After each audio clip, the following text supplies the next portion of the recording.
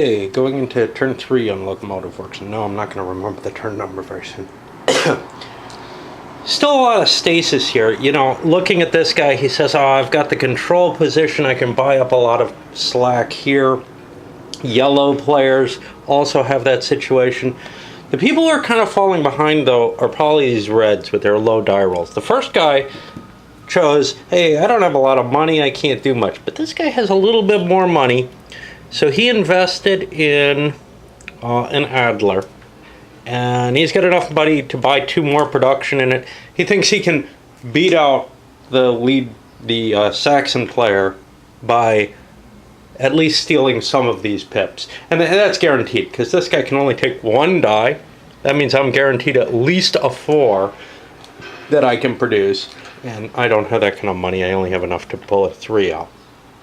So I'm going to get some production. This guy would have been able to build 2 production total, 4 for the train purchase and 1 for 1 more. It's tough to buy such an old technology, though, when something up here is, you know, when we're coming up to the newer technologies. So he felt like saving his money might have been a better move. The problem, though, well, he's got 3 dice here. He can buy that.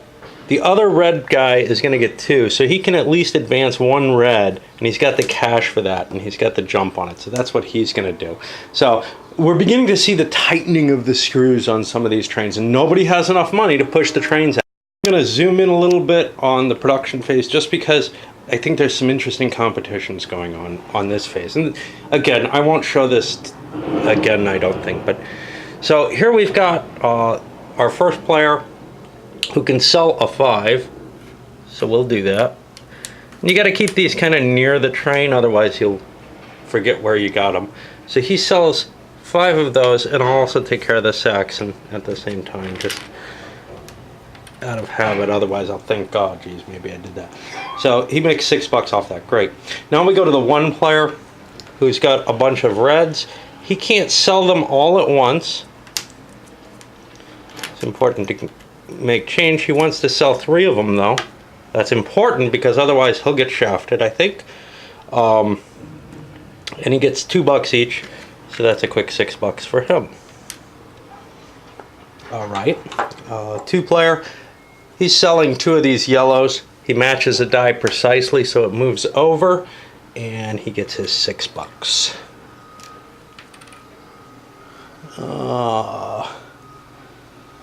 3. Sells a 2. Again, he gets his $6, and that's all the yellows that are out there. Over to 4. Now he's got tricky problems because he's being competed on in 2 directions. Okay? Now, I look at green, and the 4 that's available is going to kill this die. So he's got this die free because nobody else has any of those. So I can afford to sell off my 2 reds. Not that that matters. There's only 1 extra red, and I'm going to lose that one anyway. But there was a potential here for having to choose between which competition I was going to play and thinking that I could win both of them and only actually getting 1. As you can see, that's a factor that can show up in the game. If you're not careful, you can't look at each individual item as its own unconnected thing. There's this web in play here. Okay, player 5 is over here, so we go back to him as the first player, and he has more of these, 4 more bucks into his hands. And I think we've made most of the decisions at this point, but let's just play it out to see. Red has another sale. This was his competition bonus. He only gets $2 for these guys. That puts him to the $10 level. He maybe shouldn't have bought that 1 train because he's only going to make $1 off of it instead of the 2 because it puts him eligible for taxation. Over to the 2 player, nothing left. 3 player, nothing left. 4 player has some problems. 1, he has some production that he can't convert, but he also has these three, which he can make some money off of. So he got slightly screwed by having production that he couldn't convert over into cash. That's okay, he still has the trains, and this isn't going to decrease, so chances are he'll get that production later, but he's got to worry because somebody else is producing more of these. And that could, you know, as more people get involved in a train, or as people get more involved in a train, it becomes harder to justify, to protect your sales. All right. So, got a couple of people who have to pay taxes.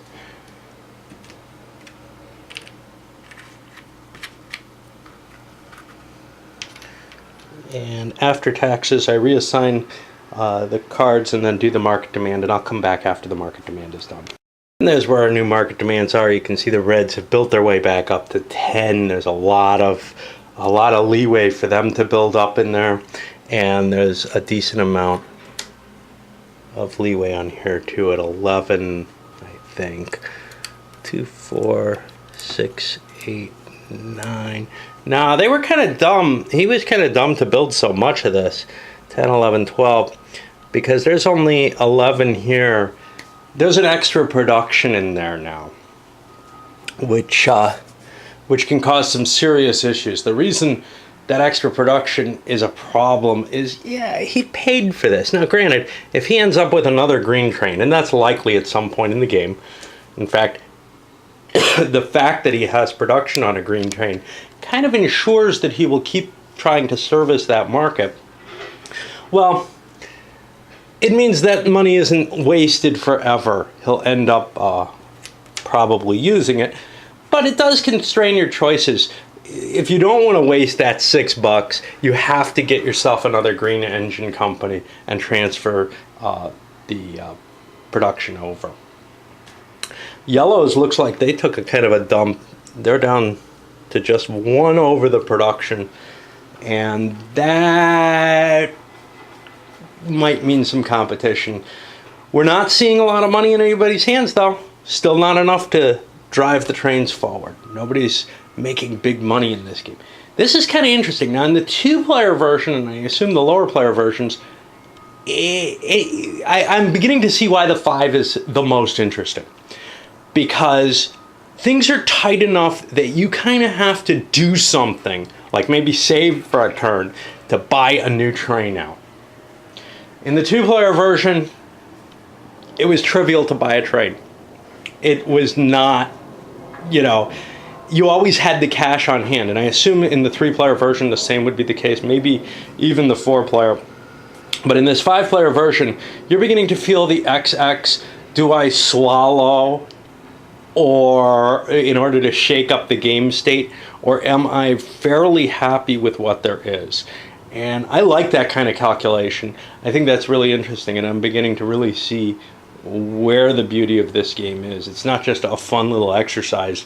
I think there's a lot more to this coming out. Decisions are definitely getting richer here. I'm really enjoying exploring this. So he jumps into a red. There being some extra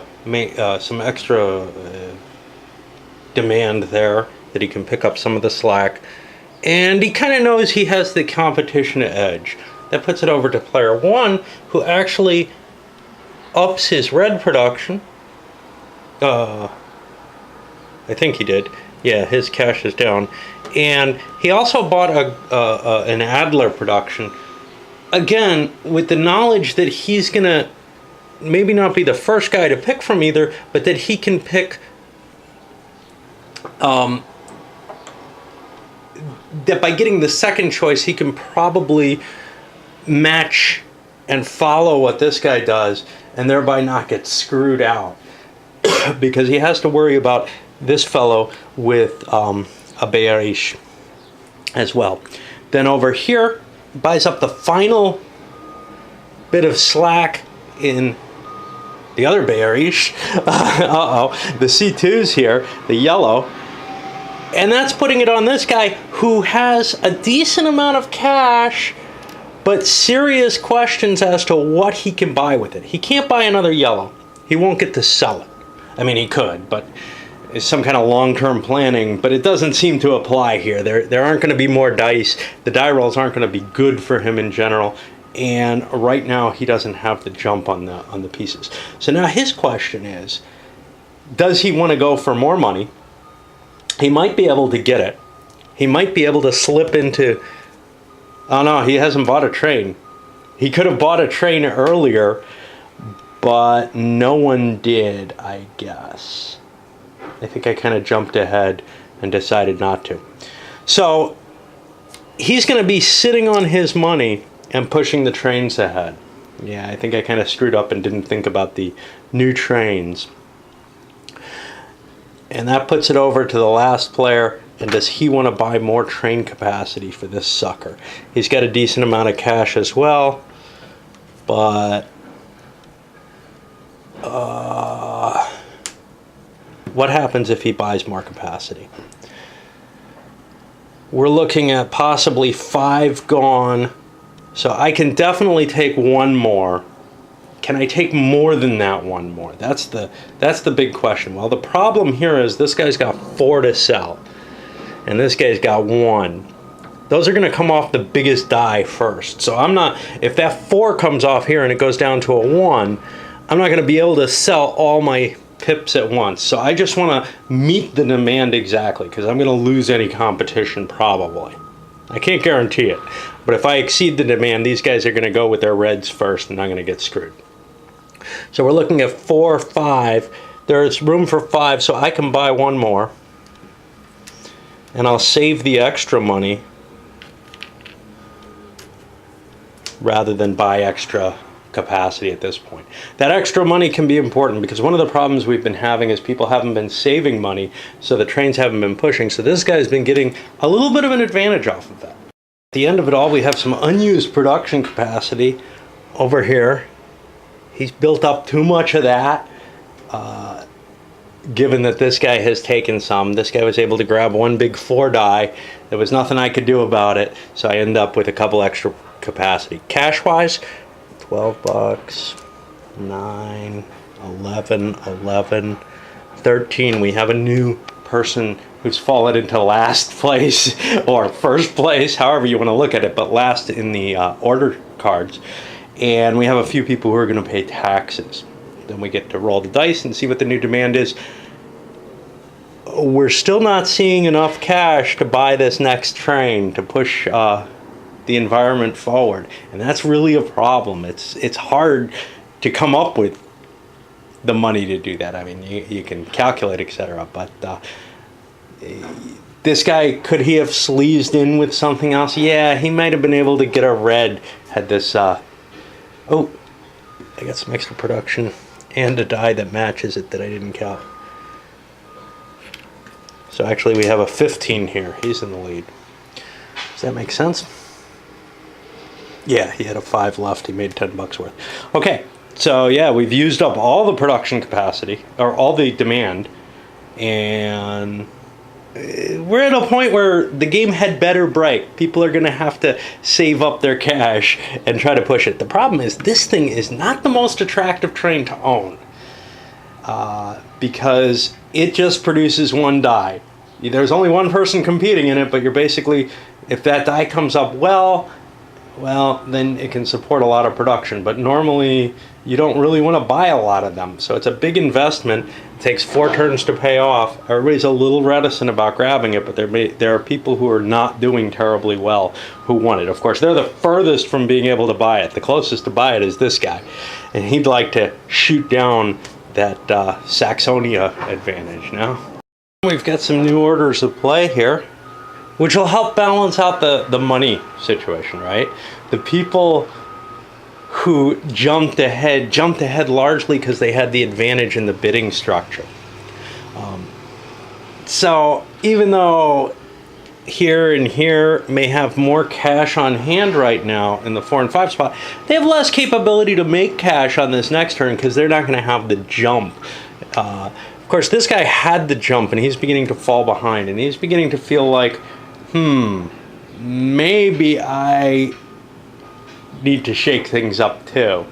Maybe that Saxonia is no longer the advantage that it was on the early stages of the game, and I've got to do something more. But his cash on hand is just such that he can fill out that portfolio. The Reds, 9, 10 are used up. That's what's out there.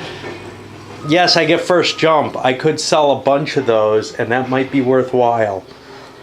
It might be the best use of my power, but the problem with it is, if I invest heavily in these, then next time, well, as long as the Saxonia is out there, I get to go first. So I am the one person on the board who can afford to continually make more money.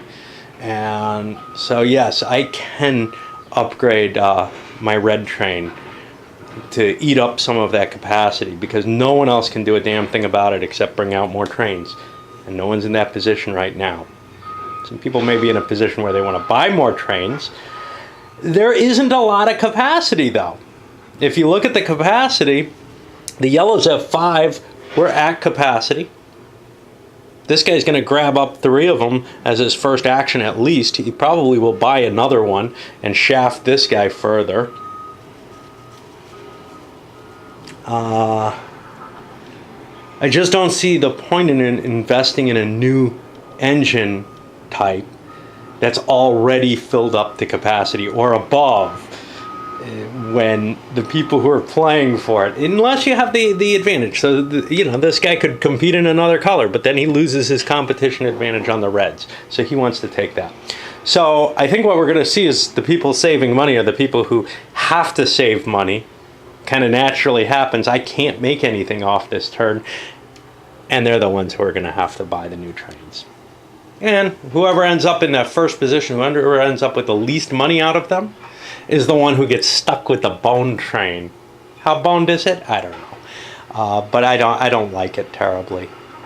The one advantage is nobody's competing with you, but unless you're making tons of money, that's not an advantage. I'm pretty sure there were no opportunities for new train investments, but as I worked my way up, this guy upgraded his red purchases. Now that's kind of leaving him weaker on the greens. We'll see what the effect of that is, but I think he's increasing his overall chance of making money, because once he's seen that nobody's adding a new green railway, well, that 4 is probably going to cover this. I'll get 4 of them. I'm probably not going to get much more than that. I could have gone to a 4 and a 2 to 6 if I took the first jump on that, but I'm more interested in getting the higher valued investment. The money that I've got invested in these eventually will go into these, so that's fine. This guy picks up another yellow because he knows he can get first shot at the yellows now and pick up the 4 die. Now that screws this poor fella out of, and he knew he was going to be screwed. However, buying a new train type seemed like a big investment of money in something that's just not going to make much money. So he wants to save up, and if he has to, he'll buy that blue train and at least have his own little playground and get things kicking into where he's no longer falling behind. Very much like XX train advancement in this. Peeling away the stock market and peeling away the track line. Okay, so here, this guy has an interesting position with, he's got the greens. Now he could scoop those up. He's also got reds, where he's got a first scoop on them. He's not going to be able to get the 5 red, because this guy's going to spend 3. I know that already. So this will be a 2. My 4 red is fine.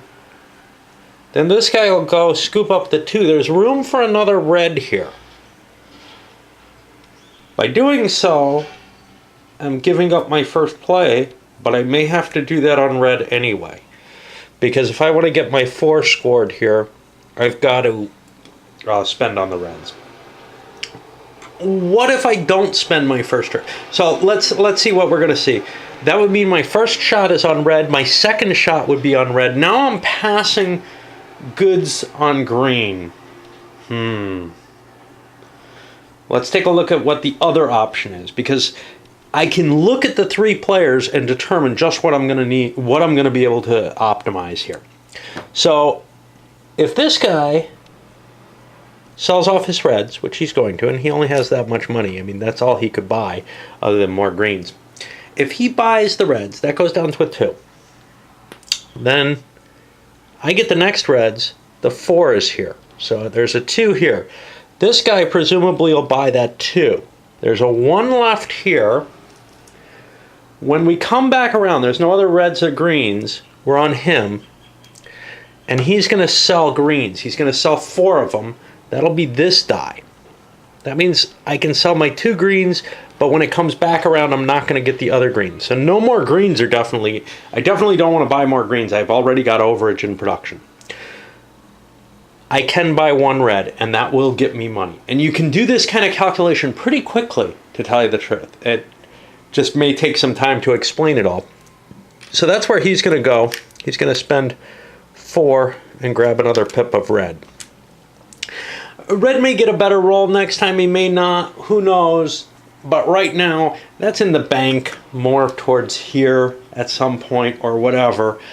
I want to make some cash. Now, is that a good idea? Should I be optimizing on the per turn basis? Probably not. But something in my soul says to do that. It's very difficult for me to break from that. And this guy has chosen to go with that without any question. Although I think maybe he'd be better off, because say he spends this is 6, 7, 8, 9, 10, he'd be at 18 bucks. Okay, he's not going to be able to buy, I don't think, the green train no matter what.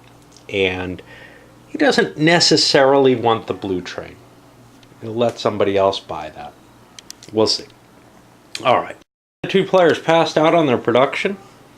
Here and here. This guy knows he can't buy more yellows. This guy knows he's not going to make more than that 4 reds. They've got excess production that they're not going to be able to manage unless things go very differently from where they appear. But this is really neat. You can calculate out exactly how a turn's going to go in a very nice visceral way. It's much, much easier than, say, an 18xx game in terms of figuring out how the trains will fall. You don't have to count other people's money and keep track of that and balance it out and look at their runs and all this. It's all very obvious and clear. So I don't mind the full open information here. I find it much more painful in an 18xx game because there's so much to consider. You know, well, if he makes his run and swallows, if he makes his run and sell and pays out, what happens if maybe he's able to drop his stock value before he goes. There's just so many things you can see, exchanges of money between corporations. It becomes so complex that I'd rather not have all the information because there's too much to process. I want to play kind of by gut. I'll have a pretty good feel. But in this, I can calculate it all out. Do I usually hate games where I can calculate? Yeah, quite often. But this one appeals to me because the calculations are very, very simple. It's adding, and I usually don't like counting and adding too much, but they're very small. Even in 5 players, there aren't a lot of people in your railways, at least at this point in the game. We'll see if it gets more complicated. I know in 2 it was not a problem at all. And now basically everything has been calculated. So it'll just fall the way people have seen it, unless somebody makes a bad mistake. Some people may have. They may have maybe been able to slip in an extra green or an extra yellow by moving in advance. But they all have a desire to go first already. They're all competing somewhere. It's only with a train like this where you're alone in the train and guaranteed to be. But I mean, if you're the only person in a certain train type, that you can say, yeah, well, I don't have to sell that one. I can keep going. I can go with the ones that there is competition on. And now we have the, everything's been sold. All the demand's been met. There's a lot of excess production kicking around. You don't pay for production in this game. You could say, well, you know, it's not a great business model. An automobile actually does a much better job of taking this basic mechanism and turning it into a simulation. We'll look at automobile in a little while. But to me, this is the core. This is the stripped down version of the design, and it works okay. Well, actually, I really like it. I tend to like stripped down things. Okay, in terms of money, we've got people kicking over the 20 level now, here and here. And we've got the rest kind of around 15, 18 here.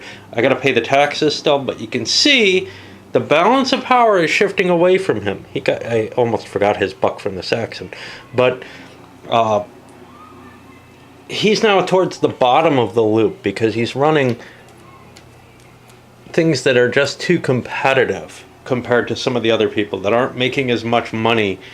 They make as much per dollar invested, but they don't have as much room to invest because the money you put into these, you're going to be making a profit, and the profit is essentially multiplied by the tech level of the train, and the tech level increases, by one step each time. So having the higher tech trains is more important. Now you could say, well, he has the red, and this guy has red and is beating him out. Shouldn't he be able to keep upping his reds? And yes, he can. He does not have to push things out of the way. In fact, he can push this guy's red production out of the way and make sure he always gets the top one. But he'll only be getting one die because there's 3 people with red trains, and that's their top of the line in each of the cases. So he's limited to 1 good die on the red and maybe a good die off the green and the worst die off the green.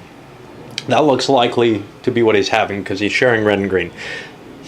Is that bad? Well, it's got him behind this one right now. It's going to be based on the vagaries of the dice. Anyway, I'll pay my taxes, roll my dice, but I think we're up for at least a crack into the blue, and quite possibly that second green, which will take away the Saxonia. Boy, some big die rolls here, which may change the perception at least. The point is that there's a lot of demand right now, so that the market has a lot more room. People could expand into it. People can look at the numbers and say, geez, let's look at those reds. 5, 10, 13. There's room for another one there. Somebody could sell another one safely. 11 in the yellows. We're looking at just 2, 6 here.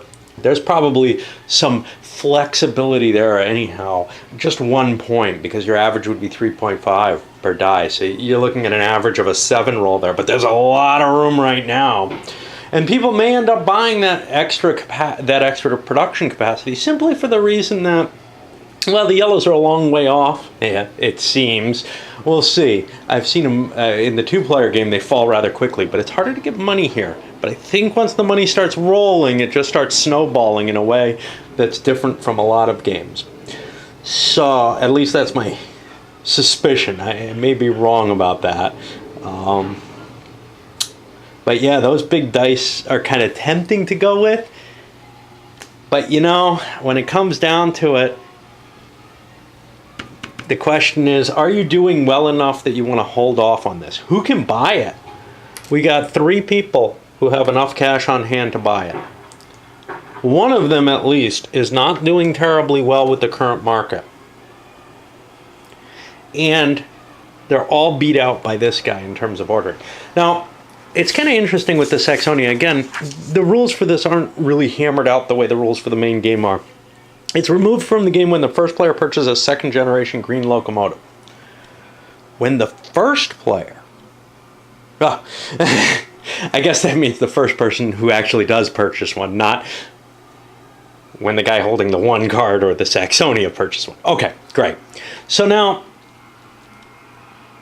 that happens immediately, which means that the effect of the card goes away at that moment. It's got sort of this trump ability. It's not like it gives you the 1 card. It just trumps the 1 card as long as it's out there. So he'll have the first chance to buy this blue train, but if the green train comes up, he loses his first place position. Although actually, it looks like he has it anyway because he has the least money.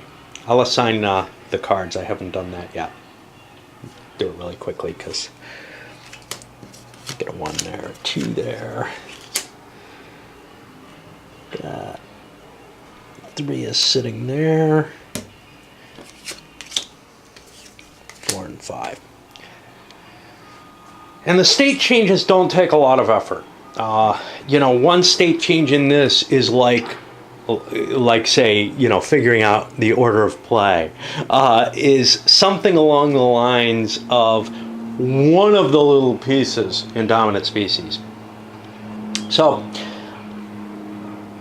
I don't mind the amount of effort involved in this for how abstract it is. Dominant species gets to me because it feels like there's nothing but calculation. There's nothing to really drive your decisions, right? I keep harping on that because it's such a well-loved game, and it just seems to me to be this really complex mathematical model without anything to guide your decision making. The 18xx's are this complicated mathematical model behind, but the decision making seems linked really well to the game's topic. And in this case, I feel like the decision making is linked really well to the game's topic, and it's not that hard to do the full countdown. Okay, I guess we'll go on to the next. All right, well, we're at the decision point. This guy can't afford any of the new trains, doesn't want to expand into an older train. In fact, there isn't one available. Yellow and red are gone, so only green is available, and he already has the level 1 green train. So he can't buy anything at all. He doesn't have enough cash for the new one. We go to 2, same situation basically. He could buy a green train. There might be some extra capacity, although I don't think there is.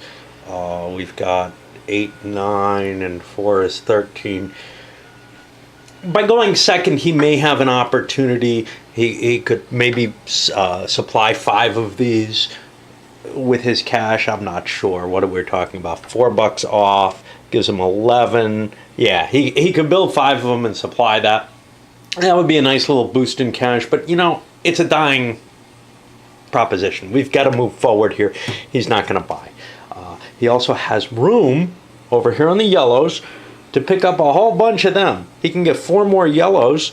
That's $24. That's more than he has. So he can build as much production as he likes on those. Now, that may end up creating a pinch in the yellows. This is an exceedingly high production value.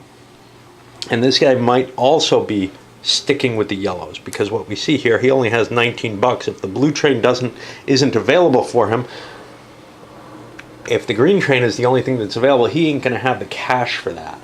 So we go to 3, and this is the first guy with the real option to have it. What is he going to do? First of all, for the red train, we're looking at 5, 6, 7, 8, 9, 10, 11, 12, 13 production out of 14. I don't have enough additional production to buy these older trains. I could buy 1 additional production here, maybe 1 here, maybe make some additional money off of it. I think I need to move things along. Now, if I don't do it, then I miss my opportunity. The blue train's kind of iffy. What I was looking at was, there's a lot of production capacity on the yellow. If I take a small bit on the yellows, I may be able to usually come up with, some of the dice off there, and it'll eventually be able to be converted into a yellow here. But there's a limit to the number of trains there are. There only are 2 of these yellow trains available, and they're both sold out. Same as there's only 3 reds available, so people don't have the option to buy that. All they have the option for is the big old green train that not many people bought. So I gotta buy it. And unfortunately, I'm not gonna have the money to buy additional production. You don't know if you want that additional production, because all you got is 1 die on this one. But that opens up the green train. Now, nobody's got the cash for the green train right now, but there's the initial demand for that. And, well, at least I'll be making some more money for a while. That blue train probably is going to take a while to crash. This is a big cost, and there's a lot of trains to go through before I get to it. As to other people, well, they're pretty much stuck with no choice unless they want that green train. And let me just think about that, make sure nobody... Basically, there's mixed problems with buying... I'm looking at the 4th player here. He doesn't have any additional trains that he can buy other than this level 1 green. But he could improve his production there, I'd bet. He's going to be competing with 2 people for the red trains. They're the same 2 people he'd be competing with for the green train. he's at the back end of this process. So chances are he's going to be buying or selling 4 of his 5 red trains. Chances are he may be able to sell more. Well, no, because he's got 4 of these. So chances are he'd only be able to sell 1 or 2 actually green trains, because there's a 2 die out there. Because this one will be dropped down to a 1. So he'd be spending $6 to make $2, losing a $4 issue. Next turn, these are going to become tighter and tighter because this is almost certainly going to come out. This turn, the production may still stay around this level, although this is actually a little higher than average, just a tiny bit. So it seems like a losing proposition to buy those, but there's an alternative problem, which is he's sitting on $18 in cash, which he really cannot invest in anything right now. Now that $18 is a problem because it adds to his tax burden at the end of the period, because he's not reinvesting, he's not, investing in new capital, which is money thrown away. But the money on this may be money being thrown away too. It's a really tough decision to make. Do you want a little bit of extra, do you want to burn some of your money? You're going to have enough to buy probably any of the trains that are available, or some train that's going to be available later. Do you want to burn a little bit of that tax capital? And that's hard. So here we're looking at, what, a $4 loss, whereas this might be as much as a $2 loss to hold on to. Of course, I'm not going to be spending that much. I'm only going to be spending 8. So it's only a $1 loss.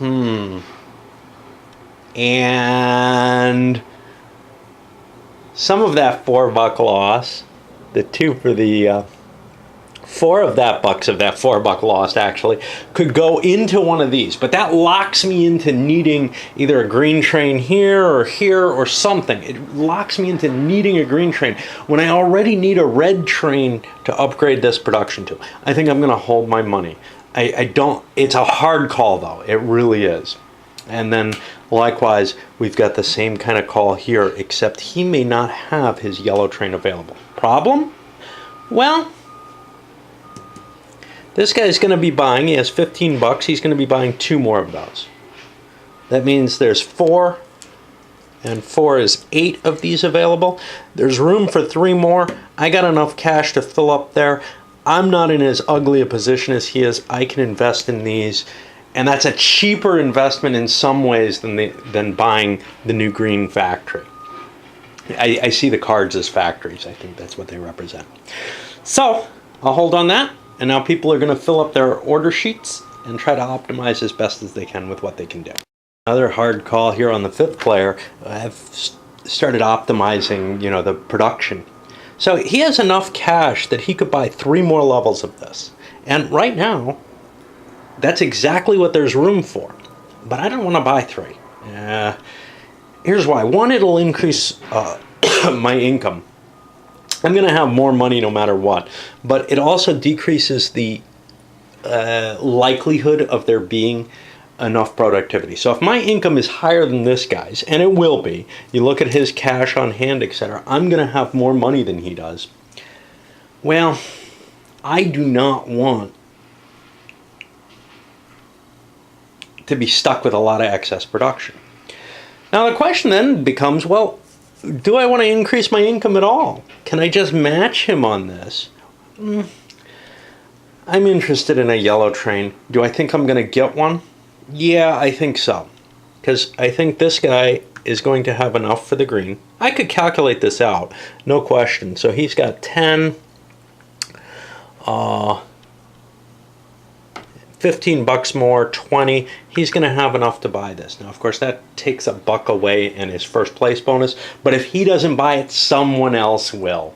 So, he's going to buy it knowing, even though it hurts him in some short-term sort of way, it doesn't really, because he's going to be hurt no matter what. He might as well pull the trigger himself. So then, knowing that this train's going to go, and being pretty sure this one is, will I have enough for the yellow train? Do I really need to do that even? Well, the productive capability of this, the likely demand for this and the productive capability almost says I do want to have this if I can. So how can I guarantee that? Well, right now I have 15, 16, 17, 18, 19 bucks. And I'm going to get 12 more. That puts me up to 31. I'm going to spend 3. That's 28. That would get me to this exactly, which does not help me. So I do want to buy more productive capability. I'm not going to be able to buy this outright. How much more? I don't think I want to buy all 3, but I think I'll buy 2 more. The reason being, that leaves me a little bit of cash on hand. Maybe I'll end up buying a red train or something. Will I have that? Well, now I have 18, 19, 20, 25 minus 2. I'm not going to have enough for that, but I might have enough for the green train. Or I should have enough for the green train. So it gives me some option to expand somewhere else, even if I'm not going to get to the thing I'd really like to have in order to move the production over there. Yeah, I'm going to take a cost for that, but that's okay. I don't mind taking a little hit. This is going to give me the money and the production that I need in the long term, I think. All right. So in our final tab below of player order, because this guy had good opportunities to sell and was able to fill out his portfolio, he's now got the most money out of everyone by a little bit and has the 5th position, which means the Saxon is going to hurt him when it goes away, but at least he gets first shot to buy a company for whatever that matters, which really actually is bad because it means he's telegraphing his move, and then after that he gets, well, he's going to sell last. It doesn't really hurt him too much because chances are these aren't going to fill out completely. That's a lot of money to buy even a second one. 30 bucks, nobody has that much. So the most I'm going to see is 4 of these out, and there's enough demand to match that. One thing that I noticed with the game is that I kind of wish for a more complicated supply and demand schedule. This works okay for what it is, you know, where you're just rolling the dice, where you can estimate to some extent. I'm great on the chance aspect. I don't mind that at all. What I kind of wish, though, is if you meet demand fully, is that necessarily going to increase demand, you know, or should it reduce it, etc.? And Automobile addresses some of that with things like advertising and stuff like that. That kind of fits in nicely and captures more of the feeling using the same core mechanism. So I'm kind of looking forward to taking a look on that on video. I've played it before, but I wish I had done this first in 2 players and then done Automobile in 2, because I have kind of a blurry memory of Automobile. But doing this first and then moving to Automobile should be interesting anyway. All right, I'm going to send this one up. Keep these videos kind of reasonable.